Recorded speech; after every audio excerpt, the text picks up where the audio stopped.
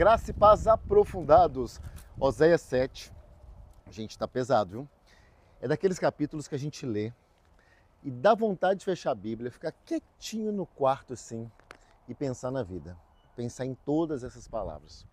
Deus aqui ele não está gritando, mas ele está mostrando nesse capítulo o coração do povo. E a gente vai ver aqui, sem se esforçar muito, como que a gente se enxerga nessa situação aqui. Você vai ver. Contexto, pra você entender. Israel estava todo enrolado espiritualmente aqui, estava confuso emocionalmente, perdido. E o pior de tudo, achando que estava bombando, achando que estava tudo bem. E aí Deus começa a falar, e eu separei aqui alguns versículos para a gente analisar junto, para a gente comentar. São versículos que resumem bem tudo que estava rolando aqui. Será que você vai se identificar em algum deles? Será que é algo que está acontecendo com a sua vida? Simbora então, você já se inscreva no nosso canal, tamo junto, tá? Vamos começar já o versículo 10, que fala sobre orgulho. Olha o que Deus diz aqui. A arrogância de Israel testifica contra ele, mas apesar de tudo isso, ele não se volta para o Senhor, para o seu Deus, e não o busca. Gente, isso aqui é pesado, só que isso aqui é real. Não é que o povo não sabia que estava errado. O povo sabia, o povo tinha consciência, o povo sentia, sabia. Mas eles não voltavam. Por quê? Por que eles não admitiam que estava errado? Orgulho, essa é a questão. Orgulho de admitir, orgulho de pedir ajuda, orgulho de falar, olha, sozinho, cara, não dou conta. Quantas vezes que a gente não faz isso? Quantas vezes que nosso orgulho fala mais alto? E a gente tem vergonha de se expor, vergonha de expor nossa vulnerabilidade. E muitas vezes Deus está mostrando, a vida está mostrando, a gente não enxerga os sinais, mas a gente insiste em aguentar calado ali, dentro do nosso mundinho. A gente insiste em achar que a gente está certo, que o problema é o outro, o problema é o sistema, mas nunca é a gente, né? Às vezes a gente prefere sofrer com dignidade do que a gente se render com humildade. E a palavra de Deus diz, se você participa do 5am, onde a gente estuda sempre provérbios, lá diz que Deus resiste ao orgulhoso e dá graça aos humildes. Portanto, está orgulhoso, irmão e irmã? Cuidado, porque com orgulho a sua queda pode estar muito próxima. Caiu, está em queda agora? Então procura observar na situação que você está hoje. Aonde tem orgulho nisso? Aonde sobrou orgulho nisso? Pode vasculhar que você vai encontrar. Ok? E seguindo, a gente vai falar do versículo 11, da pomba que voa sem rumo. É um versículo meio que poético, só que é muito simples. Olha só, ó, Efraim é como uma bomba facilmente enganada e sem entendimento. Ora apela para o Egito, ora volta-se para a Síria.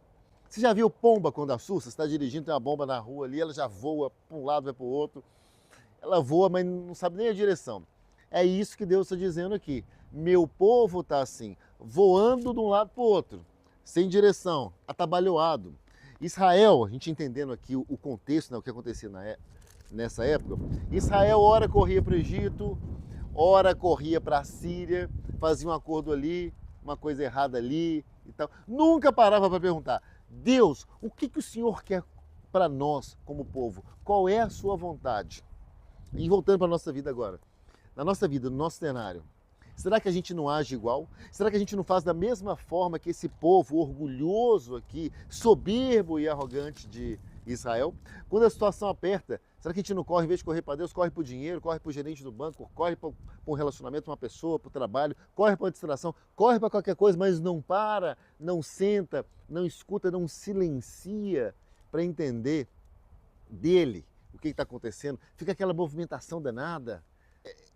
Pouca direção correta, por quê? Porque existe muitas vezes preguiça espiritual também, além do orgulho. Haja visto pelo 5am, o quanto que os homens têm preguiça de acordar cedo para orar conosco. E saiba de uma coisa, irmão, como você faz uma coisa, você faz as demais coisas. Se você não consegue hoje governar o seu corpo, governar sobre o seu sono, para acordar, para orar, quanto mais as demais coisas na sua vida. O link está aqui na descrição, o link do 5am, para você vencer isso amanhã. E se você não consegue governar realmente essas coisas, nem seu sono, provavelmente as coisas estão meio bagunçadas na sua vida. Porque uma coisa é reflexo da outra. Amém? E depois temos o versículo 14, que fala do choro que não muda de atitude. Diz assim o versículo: eles não clamam a mim do fundo do coração, quando gemem orando em suas camas. Ajuntam-se por causa do trigo e do vinho, mas se afastam de mim. Então aqui mostra que o povo sim chorava, o povo sim gritava, reclamava, mas Deus diz aqui muito claro, não é de coração. Sabe o que é isso? É chorar pelo leite derramado, mas não pelo pecado de derramar o leite. É chorar pelo prejuízo e não pela causa. É chorar porque perdeu, mas não porque você se afastou. Consegue ver a diferença? É chorar, é aquele choro que quer alívio, mas não quer mudança. Quantas vezes a gente ora ou chora assim na vida? Sabe, quer buscar atalho. Deus, resolve isso aqui rápido para mim. Sabe, tapa esse buraco aqui na minha vida. Mas sem aquela disposição verdadeira de ir na base, na raiz, aquela disposição honesta de mudar o que precisa mudar, de mudar o seu jeito de viver. Deus, ele não ignora a lágrima não, irmão. Mas lágrimas sem uma decisão, lágrima verdadeira, não adianta, porque é um ciclo vicioso. A pessoa chora e seca o rosto e faz tudo igual de novo. Muito remorso, pouco arrependimento. Isso não faz sentido. Isso não faz nenhum sentido para Deus. Isso não agrada a Deus e isso não gera mudança verdadeira. E falando de mudança, versículo 16, nós vamos finalizar ele aqui, mas só com o comecinho do versículo 16. Né? É simples essa parte aqui, mas é bem profunda, tá? Assim, ó.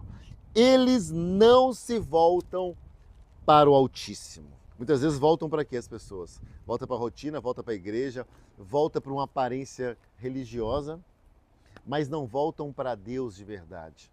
E é para Ele que a gente deve voltar.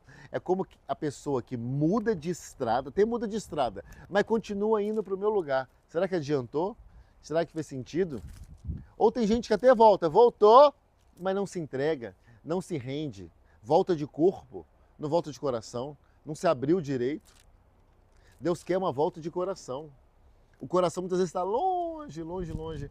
E amigo, Deus percebe tudo, dele não tem como enganar.